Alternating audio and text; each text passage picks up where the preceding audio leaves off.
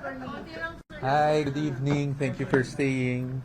Sige po, we can start para everyone can... Of course, second day of course, ang dami, well, ang comment mostly ng social media, bakit ang daming objections daw ng defense doon sa testimony ni NBI. So, what's your take? Ano po yung comment mo bakit ang Well, daming objections? natural lang naman yan.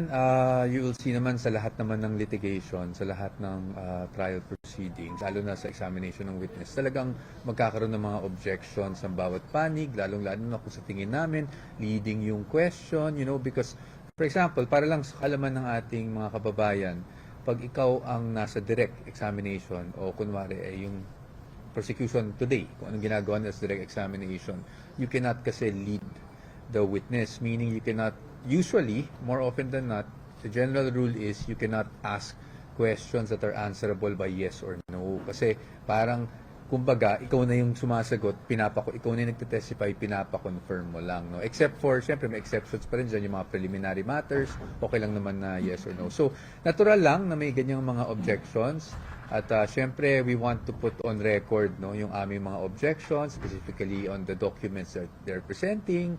So, whether naman, nasa court naman yan, nakita niyo naman kanina, whether the objection is sustained or overruled. Sustained meaning, pumapanig sa atin yung korte sa ating objection, or overruled meaning hindi nakakalusot yung objection natin.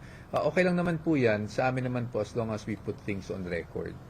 So, binabanggit ni Congressman Adyong na piniklaim nila yung victory today dahil sa dami nga ng mga na-overruled na mga objection ninyo. Well, sa amin naman, I always respect the positions taken even by the opposing counsel and even yung House. No? So, I will not comment on that. Pero pagdating sa defense, we don't really kasi count wins or losses per day. Lalong-lalo na, we're only on our first witness and on the second day. So, I think it's, for the defense lang, hindi ko po kinukontra si Congressman Adyong because that's their position. Pero for the defense, hindi namin yan binibilang na win or loss kasi masyado pang maaga para magbilang ng ganyan para sa amin.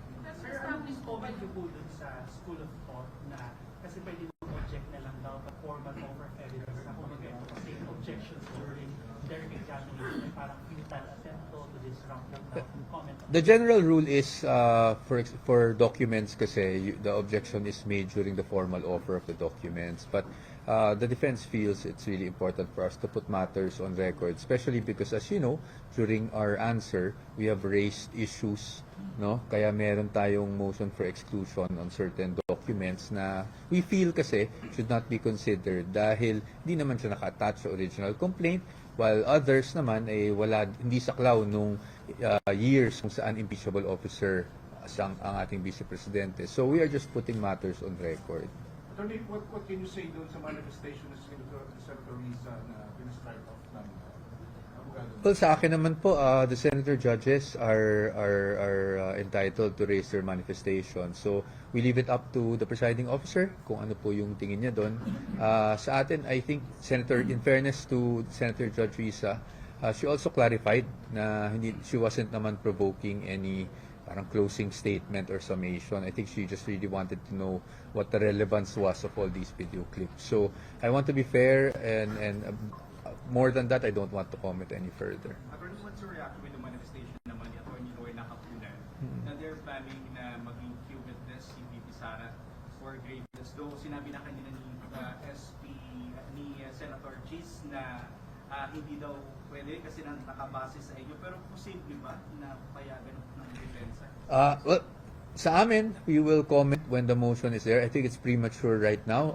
Narinig naman natin yung mga pahayag. Narinig din naman natin, that's very clear under the Constitution, yung right against self-incrimination, na pag yung respondent mismo o yung akusado mismo hindi pwedeng i-compel na mag-testify against himself or herself. That's very clear under the Constitution. But of course, there's room to argue here and there. Abangan na lang natin. Siguro once the motion is in fact made by the prosecution, we will definitely submit our position on the matter. Pero may mga nag-question ng legality ng pagiging presiding officer ni Senator Cheese Escudero. Comment niyo doon? Wala naman kaming, sa amin, no comment pa muna as of this time. No? Sabi nga niya, anyone is free, any party may raise that issue at some point, hindi ba?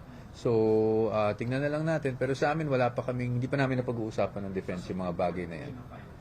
Kung sakali, but sa totoo lang, para lang hindi ma-mislead yung public, sa defense, wala pa kaming pinag-uusapan na ganyan about the presiding officer. Attorney, nabanggit po kanina na nag-walk out ng SP, the presiding officer. Well, first of all, I don't think we have the right to be satisfied or unsatisfied. But yeah, I mean, it was I think for the past 2 days, there has been an orderly conduct of the proceedings. So we submit ourselves to the court. Attorney, merong manifestation ng prosecution kanina to call Yusek Zuleika Lopez and Director Benin Matibag for next week po yata. Ano mag-set po ba or magbibigay po ba ng sagot ang defense dito sa manifestation? Well, I think they are asking for the issuance of yung subpoena to tecum and ad testificandum. So natanggap naman natin yan. So we will just prepare for that. Attorney Maynard asking bakit daw dito ginawa yung meeting po kanina with the Vice President. Oo. Well, as I've mentioned earlier, yung Vice Presidente kasi natin, at least as far as I know her, yan talaga yung character niya. So, ayaw niya nai-inconvenience kung sino man yung ka-meeting niya. So, even ako nun, she would ask me kung anong time ako pwede, saan ako pwede, saan convenient sa akin. Usually, she's the one who will adjust, no? Specifically for today, because alam naman niya na ongoing yung impeachment trial, and alam naman niya that the defense is here at least around lunchtime or so para hindi kami malilate sa 2 p.m. So, para sa kanya, mas convenient para sa defense na dito na lang ganapin yung aming pulong. So, kaya siya pumunta dito.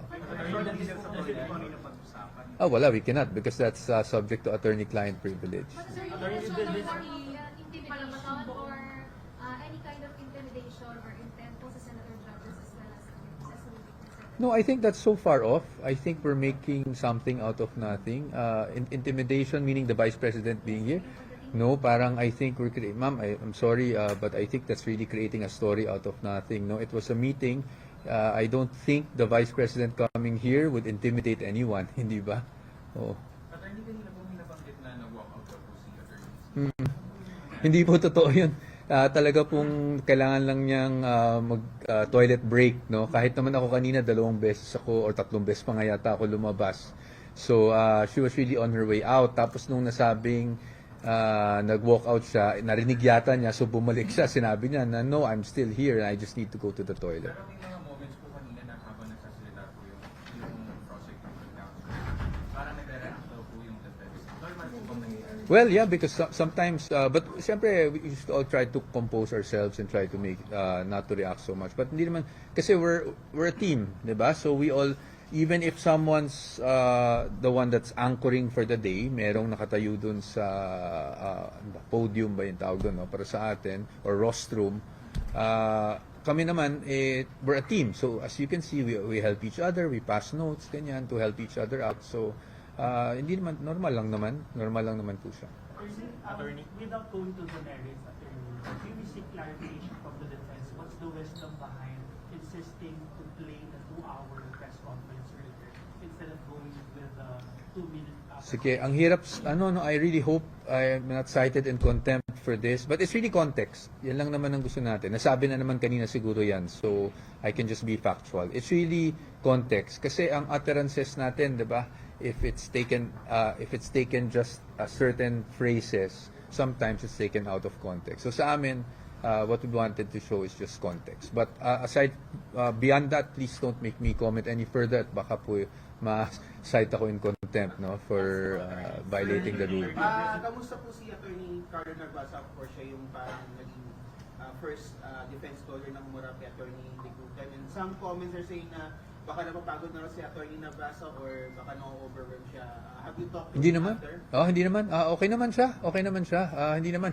We're all of our lawyers are litigation lawyers, so we're used to grueling hours in court. You know, it's not the first time that na kahit naman sa regular courts tumatagal rin ng ilang oras, no, sometimes even 1 full day ang examination of witness. So hindi naman siya issue. He's doing well and he's okay. I just spoke to him before coming here. So Based on your statement that the Vice President's it's her habit to just to be not inconvenience her staff. Mm. Will it be a regular occurrence for her to be visiting the Senate before the session or Wala naman kami na pag-usapan na gano'n, na magiging regular yon, no?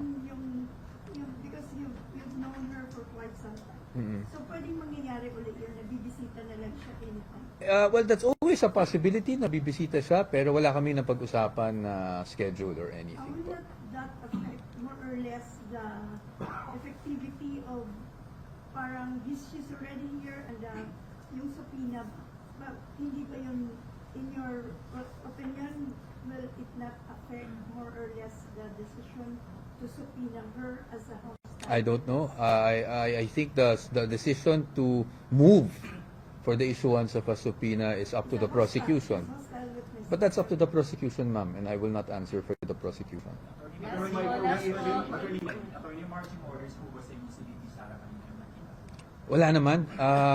But again, I cannot disclose what is discussed between an attorney and or a counsel and our client, no? But sa totoo lang, parati akong tinatanong sa marching orders, if at this point kailangan pa namin ng marching orders, ibig sabihin hindi pa kami handa. At hindi, that's very far from the truth. Matagal na po kaming handa, so there's really no need for any marching orders. Attorney, we have the comment of the defense team doon po sa statement ni Representative Terry Dito na hindi may tuturing na bloodbath yung impeachment trial kung proxies lang yung haharap, yung mga abogado lang haharap. Well, as I always say, that's always, we just respect the position of everyone, including, of course, Congressman Terry Redon. So that may not be our position, but he has all he's well within his rights to say what he feels and thinks. One last attorney, kanina regarding po the short statement ni VP Sara nung hindi po siya, nag-react po dun si Representative Terry. Ito po yung exact statement niya. Maraming salamat sa inyo kung payag, Madam Vice President. Makakadagdag po ito doon sa batayan kung bakit totoo yung articles of impeachment on threats against the Vice President. Your reaction? Against the President. I don't know what ano yung context ng sabi niya, so it would be unfair for me to comment on Congressman Terry Redon's statement. But I guess the defense is just here. We're focused on our case, regardless of the statements made by personalities. Sa amin, no? We just want to insulate ourselves from that and just focus on the case at hand and focus on the proceedings like what is scheduled for tomorrow. Okay po, thank you so much po. Thank you.